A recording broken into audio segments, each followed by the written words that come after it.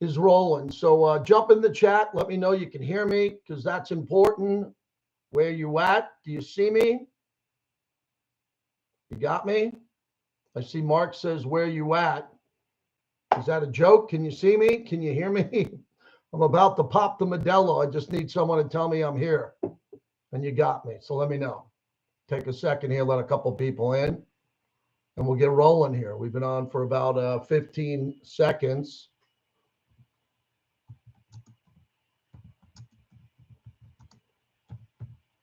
Okay.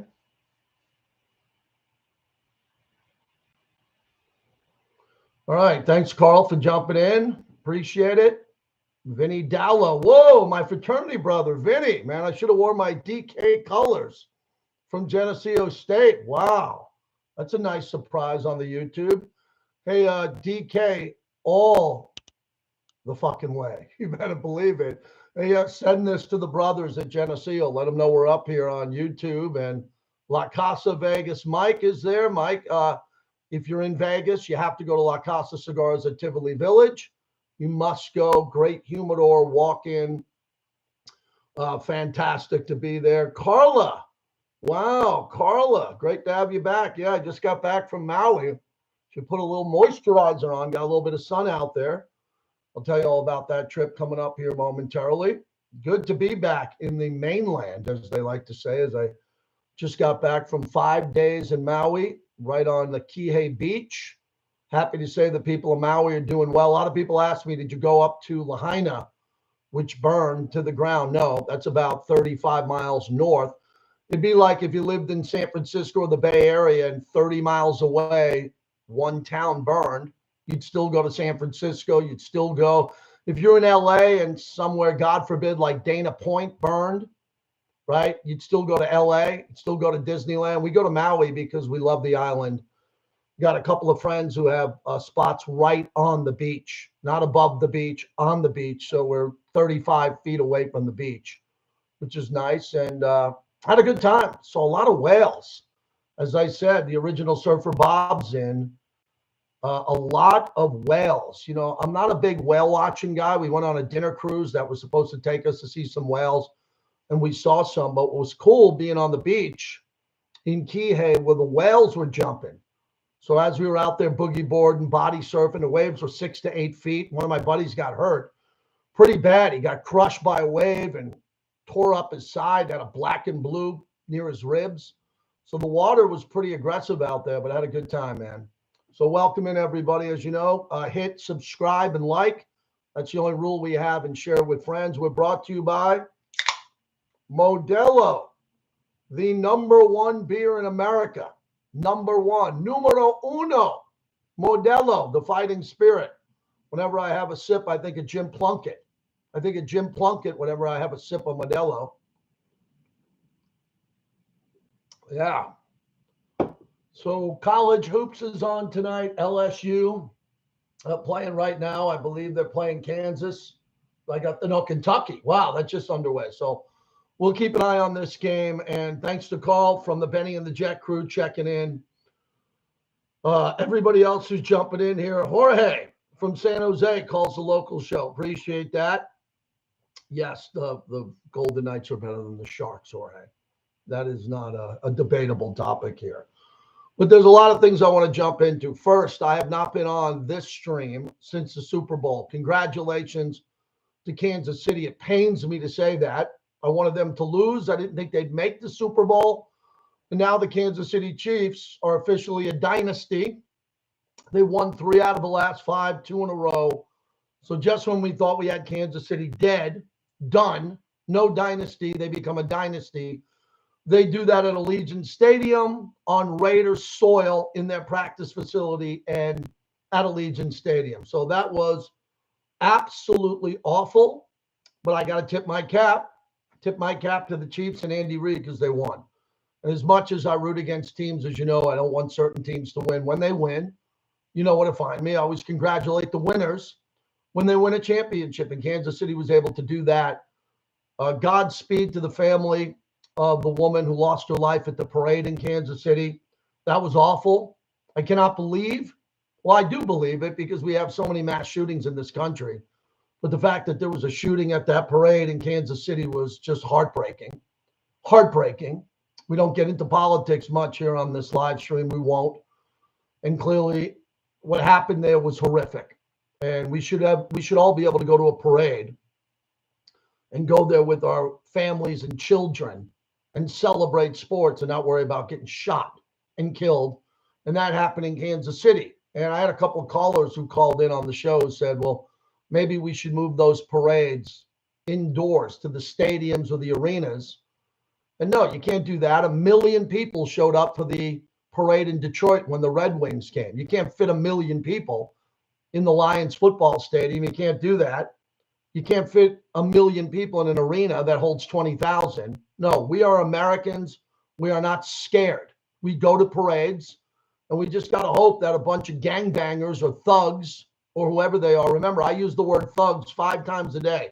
I love the word thug. It has nothing to do with race, has nothing to do with religion, has nothing to do with skin color. A thug is someone who intimidates other people, uses violence, intimidates bullies, and has illegal handguns that shoot and kill people. That's a thug. And there was a bunch of them at that Kansas City parade, and it caused horrific damage. A lot of people were affected by that. And fortunately, Mahomes and Kelsey and everybody in that organization who donated money to the victims, that was a class act there. Overall, I really don't want to spend a lot of time on that, but I thought it was something that I should talk about since I've come back after the Super Bowl, and Kansas City wins the Super Bowl. And again, I thought that when you look back at this Kansas City Chiefs Super Bowl, it's one of the greatest runs in playoff history.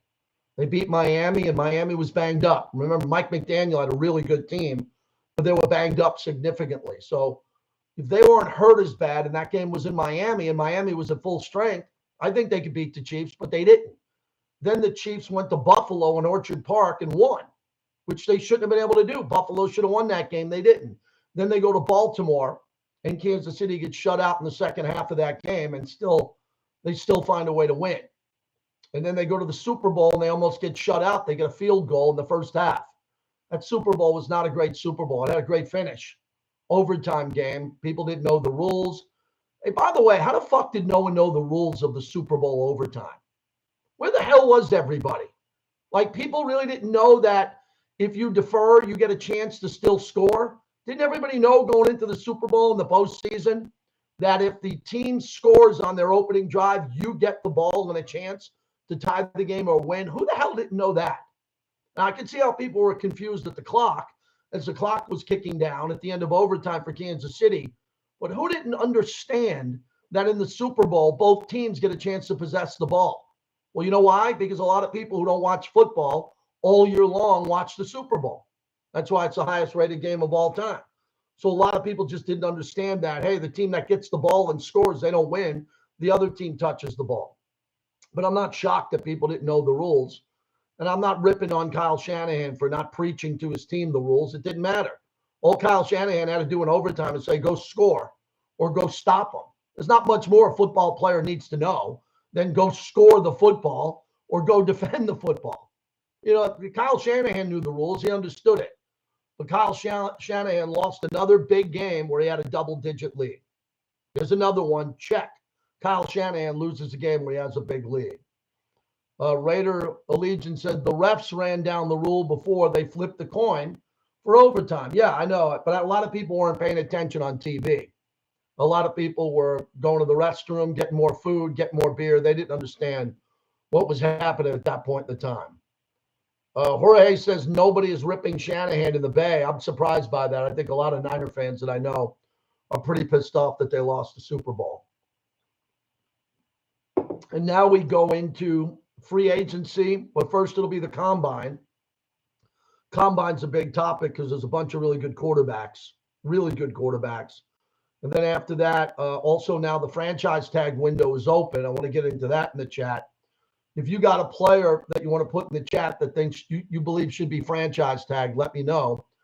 Because a lot of teams just don't want to pay players the top 3 at that position, the top 5 at that position. They don't want to. They don't want to franchise tag a player. They want to sign a player to a more conducive deal where that player is able to sign something more cap friendly. Like Josh Jacobs with the Raiders Josh Jacobs' production's down 50%, 50% from the year before.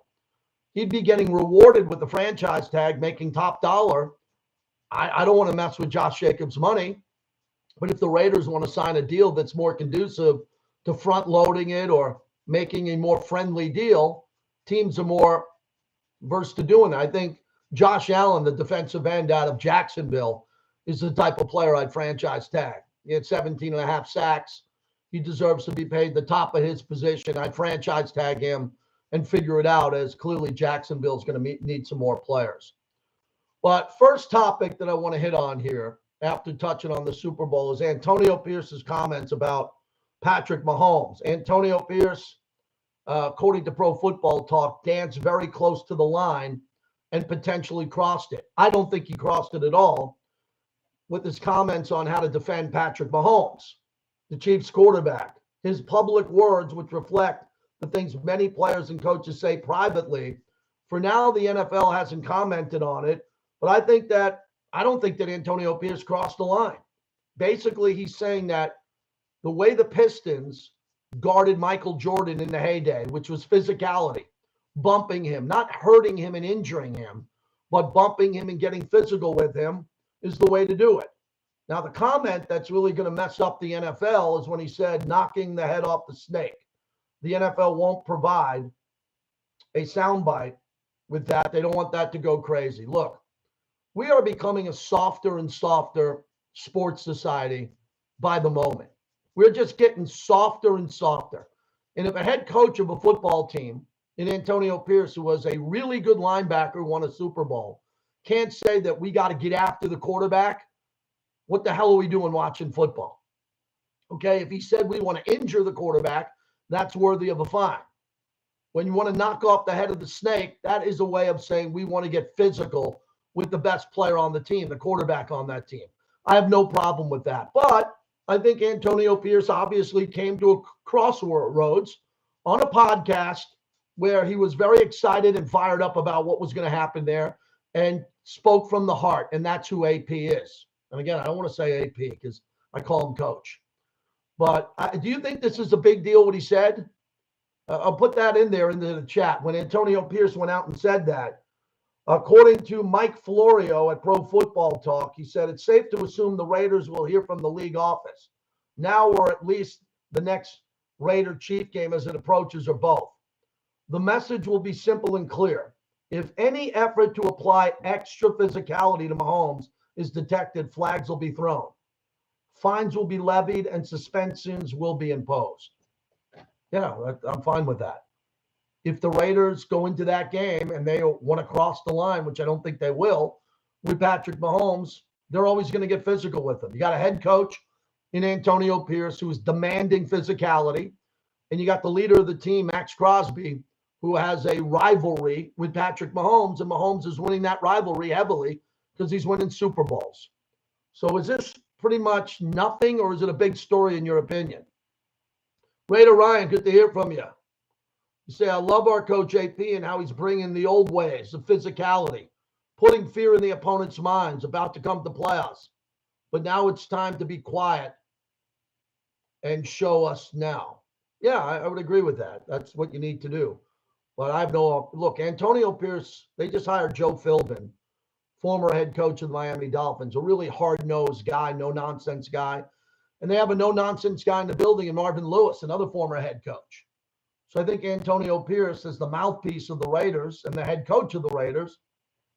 Every once in a while, he's going to put on a black hole jacket, a leather jacket, walk into a room, walk into a radio interview with me or a podcast and be fired up. You better believe he should be fired up about Patrick Mahomes, because Patrick Mahomes now is public enemy number one, not just to the Raiders, but the entire NFL. You can't treat this guy the same you treat the other players. When you look at Mahomes, he's got to go down. He's got to go down hard. You got to tackle him. If he runs in space and he takes off for a first down, you got to knock his ass to the ground. It's football. Period. Y.A. Tittle, blood coming down his face. Joe Montana, do you ever see the hit? Go Google it. Jim Burt against Joe Montana knocked him into next season. I'm not encouraging violence, but I'm saying it's a part of the league. And you got to be hard on Patrick Mahomes because he's dominant. He's great. He's super elite. Tom Brady didn't move around like that. The key to Tom Brady was Brady got the ball out quickly, got it out real quick.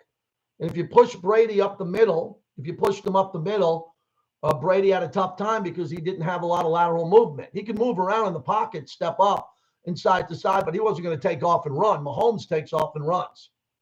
He's incredible. The best I've ever seen. I think he's the best you've ever seen. The only other comparison I'll make is Steve Young, because I'd like to make the comparison to Lamar Jackson, but I can't because Lamar Jackson isn't Patrick Mahomes, nowhere near him in the big game. Steve Young was. When Steve Young tucked and ran, Steve Young ran up the middle and could take the punishment because he was a big, strong athlete. So is Patrick Mahomes.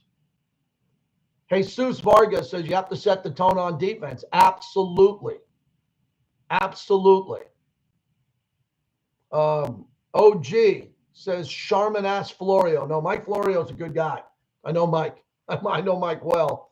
Mike is actually pretty brave because he talks about the NFL, the John Gruden lawsuit, other issues in the NFL that most people don't want to talk about. So I disagree with that on that. Vinny says this story is how soft everyone is. Yeah, we're becoming a softer and softer society as we continue. I'll get back to football in a minute. How big of bullshit was that NBA All-Star game? Let's go. Let's roll up the sleeves on that horse shit and what happened in the NBA All-Star game. Again, I was in Maui on vacation. I didn't watch. Did not watch, but my phone was blowing up as all of a sudden guys are shooting half-court threes and coming up and just chucking balls and throwing. It's like football, touchdown passes. You know, guys are throwing the ball from baseline to baseline for free layups and dunks. Man, have they ruined that game. Oh, my God. When I was a little boy, okay, when I was a young boy, I remember watching the MLB All-Star game in the summer. My dad was my Little League coach. Really good, solid baseball man, my dad. Tremendous manager. Everyone in my town knew him. He coached every kid, all-star teams, travel teams. My dad was real special. And I remember in the summer, that was the night I could stay up all night and watch the MLB All-Star game. And kids would come over my house. We'd have pizza and ice cream. We'd watch the All-Star game. They haven't fucked with the MLB All-Star game much because it's hard to play baseball. In the Major League Baseball All-Star game now, the pitchers, you face a closer in the fourth inning. You're in the fourth inning of a game and a closer comes in, throwing 99. You're not going to get a hit. I don't care how good you are. So the baseball All-Star game will always be at a very high level because pitching, elite pitching will get out above average hitting. There's not many elite hitters anymore, man. There's not a lot of Tony Gwynns coming to the plate. There's not a lot of Derek Jeters out there. A lot of big swing and miss guys.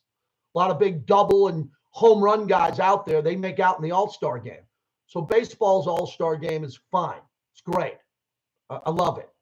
Okay, then we go to the NFL. They got rid of the Pro Bowl because no one wanted to tackle and compete anymore. I can understand that because football is super violent. And if you're ready to go to Cancun or Cabo with your wife and you're going to go away after the Pro Bowl, you don't want to break your ankle and get a torn meniscus and then have to spend the whole season rehabbing. So once they saw that no one was going to tackle other than Max Crosby, they canceled that game and made it into a skills contest with tug of war and golf, long driving golf. But back in the day, the NFL used to have an all-star game with college football players, and they used to practice a month for one game, and it was very violent. So the football all-star game is gone. Then we go to hockey, the NHL. Anybody know anything about that? Don't they play 3-on-3? Isn't NHL all-star hockey 3-on-3? No one plays defense. Breakaway after breakaway, skills contest. Put the name down if you want to in the chat on who was the guy at the All-Star game in the skills contest that didn't even hustle. Didn't even skate hard. Just went through the motions. I think it was someone on Toronto. And then it comes to the NBA All-Star game, which in your lifetime, if you're over the age of 30 or 25, there were great All-Star games. Michael Jordan and Kobe Bryant played their ass off. You think Larry Bird mailed it in an All-Star game? I mean, Larry Bird might not want to block a shot, but he defended you if he was right in front of you. Kobe Bryant, God rest his soul. Kobe Bryant played his ass off in the All-Star game. You remember what Kobe did in under 5 minutes in an All-Star game with 5 minutes to go? Totally full court defense from Kobe Bryant. He's only been gone 4 years. But here's the biggest injustice. They named the MVP award of the All-Star game the Kobe Bryant Award. And they gave us that bullshit, and they put that garbage out. They put out that garbage for the All-Star game. A team scored over 200 points. You got to be kidding me. So take Kobe Bryant's name off the fucking trophy. Take Kobe's name off the trophy and don't give it to Dame Lillard. Good guy, great award, and let him shoot half-court threes and say that that's MVP. What are we going to do in years to come? Line up Luka, Dame, Steph, right? Or all these guys at the half-court line and just let them play the game and shoot threes, and whoever makes the most, we're going to give him the Kobe Bryant Award? Adam Silver was freaking out. He was freaking out at the end of that game when he had to give that award. And so my son picks me up from the airport the other night. And I'm sitting there in the car with my wife and I look at him. I go, what'd you think of the NBA All-Star game? And he goes, it was garbage. I didn't watch it. I go, what do you mean? You love basketball. You love basketball. He goes, I watched a few minutes of it. It was a joke. I can't support that at all. No one hustled. No one played hard. No one brought their A game. My son's 22 years old. You know who his hero was? Kobe Bryant. I could leave this studio right now, go to his room, and there's Kobe Bryant posters on the wall. Adam Silver, how dare you give out an award called the Kobe Bryant Award to guys who are throwing up half-court and three-quarter shots, making a mockery of the game. You know what else my son told me? Is that the Western Conference put out one of the greatest teams ever assembled in the history of the NBA All-Star game. Steph Curry off the bench. You got Kevin Durant. You got Jokic. You got everybody on that. If you look pound for pound at the Western Conference All-Star game roster, I would defy you to show me a better roster ever in the NBA All-Star game, and they got blown out. They got blown out. And then we find out the other big issue. The other big issue that we find out is that Larry Bird, Andre Iguodala, and Julius Erving, Dr. J, actually went to the locker room before the start of the game and asked everybody if they'd play hard. Oh, my God.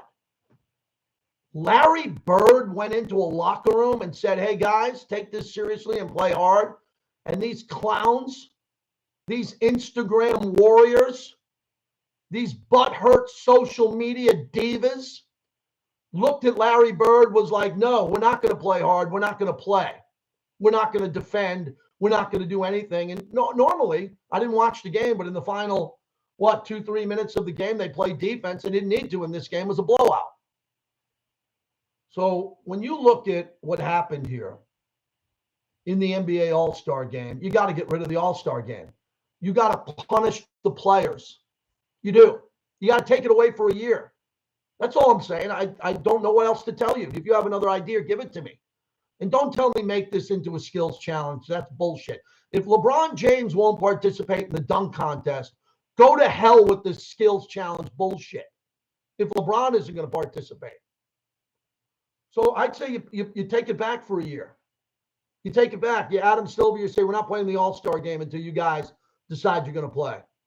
Well, let them feel the pain. They don't need the money. I had another caller on my show made a really good point. Really good point. He said he wanted to blame LeBron for all this. And I said, why the hell are you going to blame LeBron? Everybody on that court pretty much didn't hustle and didn't play their best. Why blame LeBron? And the caller made a great point. He said, because LeBron is the face of the league. And if LeBron wants to play, LeBron would go out there for the tip and play his ass off and go out there and get it done. I got my buddy Emac who just called me as I'm live on YouTube. You must not know that I have a live YouTube feed, JT the Brick YT, and you won't have to call me during this. You can go right into the live chat. Let's see if you do it. That's great, isn't it? Isn't that amazing how this platform works? So I'd take the All-Star game away for a year. I'd penalize the players. I'd say, screw you. They can vote for the All-Star game. We're not going to give you any awards. Don't show up. Don't go to the city. Go to Cabo. Come back and get ready to play in that play-in playoff bullshit tournament where the 8, 9, and 10 seed are able to play. I mean, what happened to the NBA? Anybody want to jump in here? What the hell happened to the NBA? If you've been listening to me for 25 years or more, I've said one thing. Stop touching my sports. Stop. Stop going up to the sports that I love and fucking with it and changing the rules and making it softer and changing everything and letting everyone in the playoffs. Back in the old days, if you didn't win the American League East, you didn't make the playoffs. Sorry, Ted Williams. Sorry, Ted Williams. How many times would Ted Williams, the greatest hitter in baseball history, went to the World Series if there were 3 wild cards? If there were 2 wild cards or 1 wild card? How many times would Ted Williams have made the playoffs if he didn't have to chase down the greatest Yankee dynasty of all time? So we added 1 wild card, 2, then 3. Okay. I could live with it. I could live with it because, the team gets hot at the end of the year in baseball. But we're going to let a team come in that doesn't win the division with the lowest seed. Maybe they can win. It's happened. Then in hockey, everybody gets in the playoffs. In the NBA, we have a tournament now. We have a play-in tournament for the 8, 9, and 10 seed. 2 of those 3 teams are always going to be under 500. Why do we have to give them a reward? It's simple. Because if we don't let them in the back door, if we don't let them make the playoffs, then they quit. They quit with a month to go. Month to go in the season, they go, we're the 11 seed. We suck. We can't get to the 8 seed. So let's just quit and play for a draft pick. Now Adam Silver says, no. You can get into the in-game play-in tournament. And to start the season off, when all you divas don't want to play because you're not in shape and you don't care, we're going to play for this banner that the Lakers had the gall to hang. The Lakers actually hung a banner in their building, the former Staples Center, now the Crypto, a banner next to Kobe Bryant in earshot of Wilt Chamberlain to win that garbage play-in tournament or in-season tournament, excuse me. You hang that banner at the practice facility. You hang that banner in the locker room. You don't hang that banner near fucking Jerry West and the number 44. What are you doing? Because they know we're soft. They know that kids want to see banners and trophies. They want to say that to their kids in school. Hey, I'm a New Orleans Pelicans fan. We're the 9th seed. We suck, but we're in the playoffs. Come on, man. Adam Silver has done a lot of good things. So has Roger Goodell. But what are we doing? How could you screw up basketball that much? Ryan says, find that to be disrespectful to one of the basketball greats. Disgusting. Team Snoop versus Team Martha Stewart. OC Nation says, bring in college kids. Best of the best. No, college has college. We're talking about the NBA. Most of the kids in college can't make it to the NBA. The NBA All-Star Game is not about college kids. Mocha Man, too much corporate money is involved. Liabilities. Yeah, you're right about that. There are some liabilities. Pigs 76 says Kentucky with 5 turnovers already. LSU 22, Kentucky 22. How the hell did John Calipari only win 1 ring? How embarrassing is that? The guy's got billions of dollars in NBA contracts, and Kentucky never wins. Explain that to me. Vinny says NBA players are spoiled, starting from their high school days, then in AAU, then one-on-one, one and done college, and ultimate the NBA load management tournament. You're right about that, brother. No doubt about it. And we went to college together. We never dealt with that in college, man. It was go for the throat. This is not get off my lawn shit. This is basic stuff that kids in their teens and 20s don't understand. If kids in their teens and 20s don't understand that Magic and Bird and Dr. J played hard in the All-Star game, what do you want them to do? Go to YouTube and go figure it out? They need people like us to talk about it. So the NBA All-Star game. What a shit show. I mean, come on. I mean, you're really going to screw it up. You're really going to screw it up. And then how about Barkley ripping on San Francisco? Again, not political here on the live stream, but Barkley basically said better to be in the cold in Indianapolis than being with the homelessness and the violence of San Francisco. You know the All-Star game is bad. The product when Charles Barkley ripping on San Francisco as a city trended more than the actual All-Star game. But I tell you, Damian Lillard, that's a great trophy to have. It is.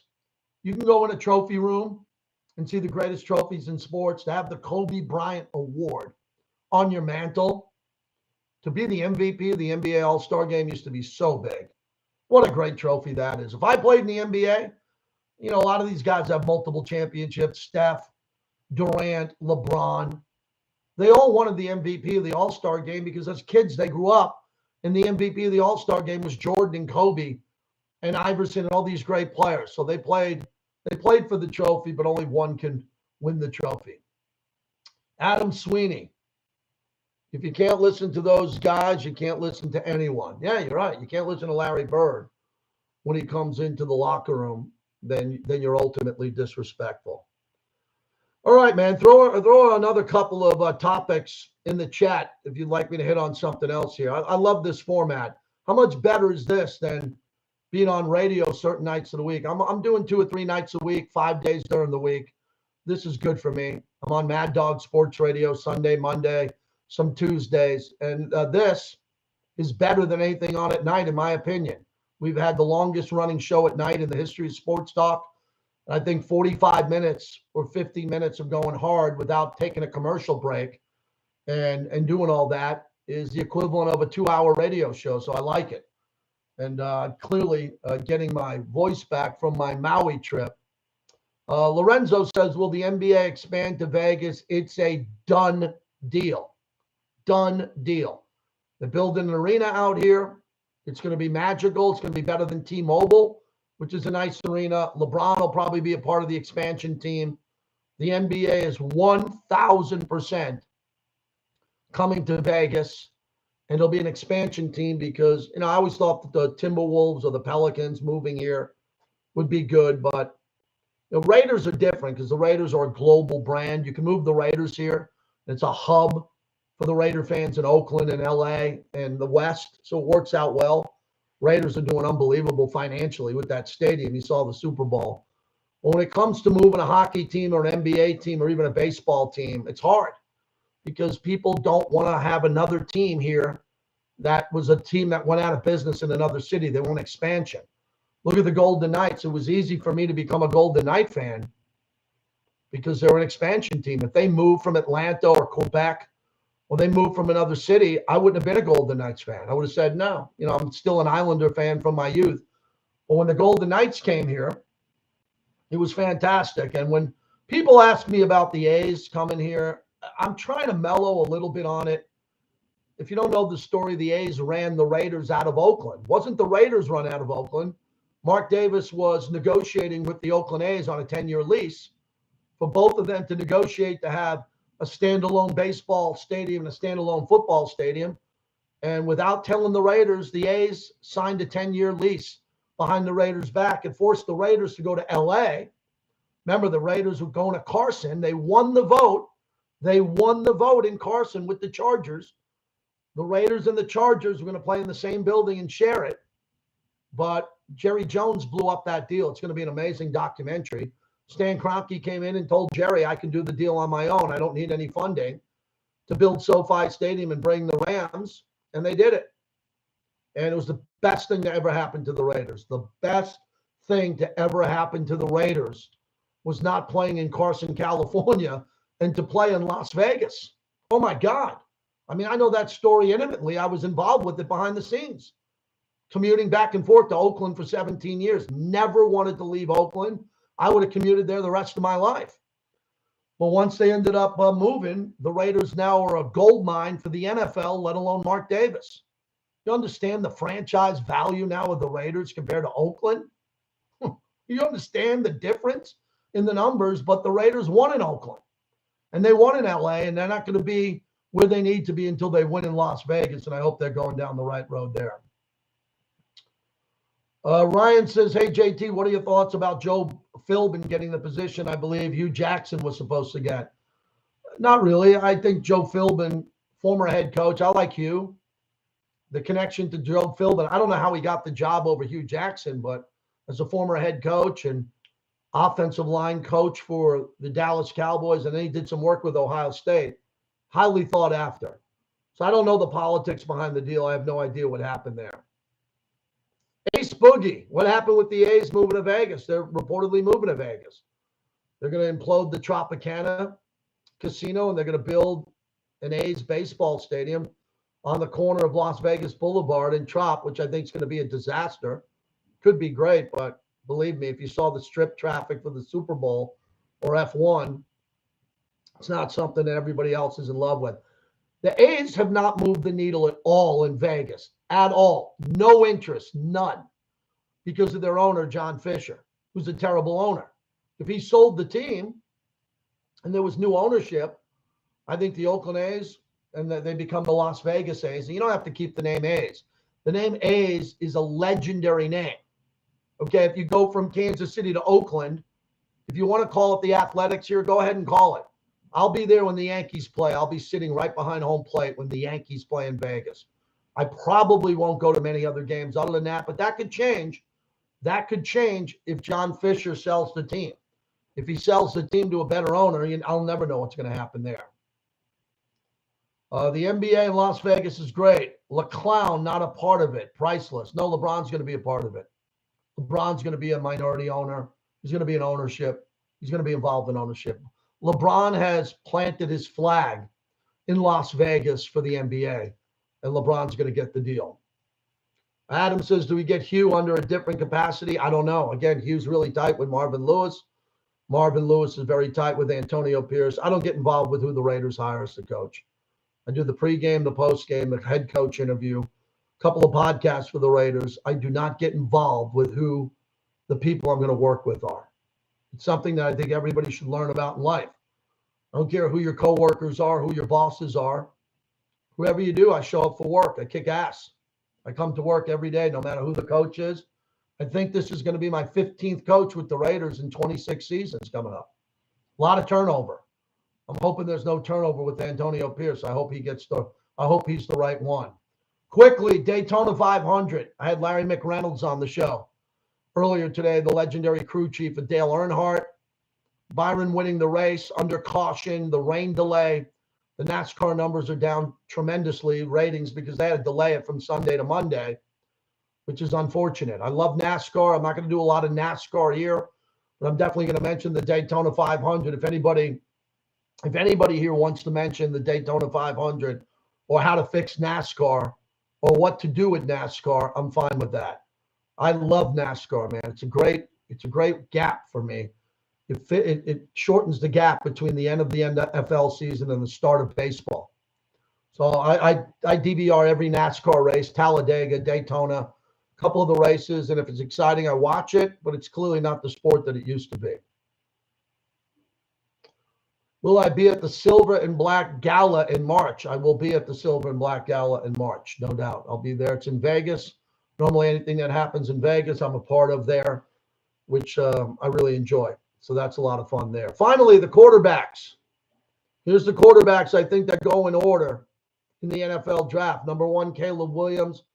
I'm a huge Caleb Williams guy, massive Caleb Williams guy. Number 2, Drake May out of North Carolina. I haven't seen him play much. Didn't watch a lot of his games, but watch the tape. See the highlight reels. He's the real deal. He's a real deal. He has Andrew Luck upside with him. Okay, big, strong, can throw, can get hit, knocked down, and get back up. I like Jaden Daniels a lot. I think his journey from Arizona State, where my son is a junior, to LSU and the Heisman Trophy is a great story. I think he's the 3rd best quarterback. Big one becomes between Michael Penix Jr., Bo Nix, and J.J. McCarthy. Mike Tannenbaum today on SportsCenter said that the Raiders should take J.J. McCarthy with the 13th pick overall and sign Russell Wilson to a veteran minimum. Woo! Almost fell off the couch when I saw that one. Russell Wilson to the Raiders? Yeah, it's a possibility. For a veteran minimum? How would the Raiders look coming out of the tunnel with Russell Wilson, Max Crosby, Devontae Adams, and Josh Jacobs? Russell Wilson had a good year last year. He's had a great career. He's not washed. He's not injured. He's not beat up. He's got a chip on his shoulder. But let me make it clear. I don't think Russell Wilson's going to go to the Raiders. I don't. But whoever gets him, if they get him near the veteran minimum, oh my God. Oh, you imagine getting Russell Wilson at the veteran minimum? Russell Wilson cheaper than some cornerbacks in the league and some linebackers and some right tackles? Teams would do that all day. We're brought to you by Modelo. Please subscribe and click like. Click like. It'll take you a second. Appreciate you doing that. Edgar Monroy says, JT, do you think Cousins is a good fit for the Raiders? He's a great fit. Cousins is a hell of a player. Hell of a player. Cousins can take the Vikings to the playoffs with that roster. He could take the Raiders to the playoffs. We had no problem with Kirk Cousins. Hell of a guy, leader, good player. Again, not elite, but he's in that next category. So the elite quarterbacks of Josh Allen, Mahomes, Justin Herbert, you got the Joe Burrow, the elite guys. Right behind him is Kirk Cousins. And that might be an idea for the Raiders if they're not able to go get a rookie quarterback who's better than Aiden O'Connell. Jesus says, are we selling the farm to get our quarterback? How would I know? I've never met Tom Telesco. Don't know him. Interviewed him once. Don't know if he wants to sell the farm or not. I get that a lot. JT, who we taking? I don't know. When they take the players and they line them up, then I'll give you my analysis of the players at practice or game day when we do all that. But not a lot of people in my position or in any position know what the hell they're talking about in regards to a GM and an owner and what they're saying behind the scenes and who they're going to take. Mocha Man says, in my opinion, McDaniel sabotaged Renfro's Raider career. They had no chemistry together. I'm very disappointed Josh McDaniels and Renfro couldn't get on the same page. Draft Joe Milton and signed Joe Flacco. Joe Flacco is a backup quarterback who was called in to start for Cleveland and did well, and then saved his worst game for the last game that mattered most. But I think Joe Flacco is a good quarterback to have on a roster in case you have to break the glass in case of emergency. Anything else out there, anybody, before I wrap this up? Throw it into the chat. Any comments, any opinions? We hit on the NBA pretty good. Oh, that 14-team playoff. That's what I wanted to talk about. My son wanted to cut up a reel for that. So let's get to the 14-team playoff. Is that something that they're discussing in 2026? I like the 12-team. I like what they have now in college football, the 7 and the 5. So if you look at that overall, I'm good with that. Notre Dame's the only team that gets screwed because they're independent. They want to remain independent, so they can't be a top 4 seed. The top 4 super conference winners get the top 4 seeds and they get a bye week. I'm fine with that. Now, there could be a really good team. Say LSU doesn't win the SEC, but LSU is the number 2 team in America. They're not going to get that 2, 3, 4 seed because they're in the SEC. There's going to be one. It's going to go to the SEC winner, the ACC, the Big 12, and the Big 10. I'm okay with that. That could change in years to come. If Notre Dame's the best team in the country, and normally they're not, because they're independent, the best they could be is the 5 seed. They'll get a home playoff game in the first round. They won't get a bye week. And if they're the best team, they'll have to prove that they can go out and win. So my theory was always have 6 teams in the college football playoffs. Have the top 4 teams in America. The conference winners have 2 wild cards. Let the 1 and 2 seed have a bye week, right? Let 3 play 6, 4 play 5, reshuffle. You can't have a lot of rounds of playoffs, everybody, in college football. It's too dangerous on the kids. They're student athletes. They can't play multiple rounds of playoffs after 12 regular season games. Their bodies can't hold up. Remember, the majority of these kids, over 95% of them, over 95% are not going to play in the NFL. And you want them to play 3 rounds of playoff games in 12 games? Can't happen. Their bodies are going to break down. They're not professional athletes. They're college athletes. But I think the system is pretty good overall. I think a lot of people are excited about the system just to know that it's going to be good for ratings. It's going to be good for TV. It's going to be good for college football fans. Imagine this. It's week 4. And you're watching the SEC, and it's Oklahoma going up against Auburn. Oklahoma's got no losses. Auburn's got 1. Auburn can't lose that game. It's a playoff game. Only going to be 12 teams in the playoffs. So the battles early on in the season are going to make for tremendous ratings and drama. because we have a playoff with a lot more teams getting in, but there's not that much room because the 4 division leaders are going to get 4 of the 12 spots. So you only have 8 teams that really compete for the entire country for the playoffs.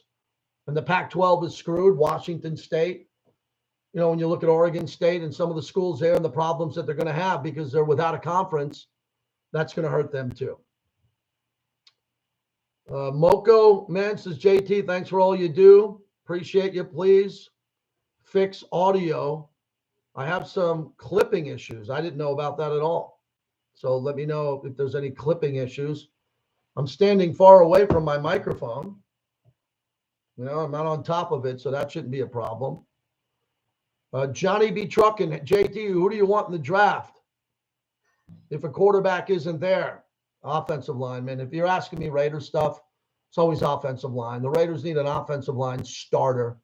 They need another Colton Miller. They need a guy who's going to start as a rookie and play for 10 years. Defensive tackle has been a disaster for the Raiders, a big disaster that they're not able to get a really good draft pick at defensive tackle that they can develop into a Pro Bowl. Last thing on the draft, I care about in the first 3 rounds drafting future Pro Bowlers. Max Crosby was in the 4th round. He's a Pro Bowler. He's an All-Pro or going to be a perennial All-Pro. You draft a player like Nate Hobbs, turns out to be good, very good player. I want to see a Pro Bowl out of him. I want Pro Bowlers on the Raiders. You should want Pro Bowlers on your team too. All right, that was a busy day today. We had a lot of good stuff that went down today. Nico says you have static or something in right there. It's crackling. Best way to describe it if anyone else is hearing it. All right, we'll try to fix that next time. I actually did this podcast without my son, who's tech support. My wife's cooking dinner in the other room. Again, we just got back from Maui. Even though it's only a 2-hour difference in time. Went to bed the other night at 7:30. I can't remember the last time I ever did that, but I woke up at 3 in the morning. You know, whenever you go on a trip, you wake up the next day. Matter of fact, here comes my son home from work. Got a good job. Look at your watch. He's coming home right before 7 p.m. What's up, chat? What's up, chat? They said there was a little bit of crackling here on the mic. Yeah, we'll fix that out. But new setup is chat. You like the new brick background or what? What do you think of the brick background? Wire N in the chat. Yes or no in the chat if you like the new brick background or you like the original one that we've been doing. Yes. Well, this didn't cost a lot because my wife wasn't going to let me wallpaper a room with bricks. That wasn't going to happen. So this is kind of the best that we can get. So Mocha Man does not like it. Needs a neon sign and a beard tap. Yeah, we're doing that. I'm building out a studio in my house for that, but this will work in the short term. Remember, it's about the content, everybody. It's about the content. What comes out, right? You know, we could always do that. The dog's about to start barking because my son just came home. I'm going to finish up my Modelo. Modelo, the #1 beer in America. When you think of Modelo, you think of me, the fighting spirit of Modelo. Thanks to everybody who joins us here. Appreciate it very much. Help me build this thing. Be the original people to help me build this, and I'll owe you big time. I'll buy you Modelo when I see you in public. Thanks for joining me on the live stream, everybody. Have a wonderful night.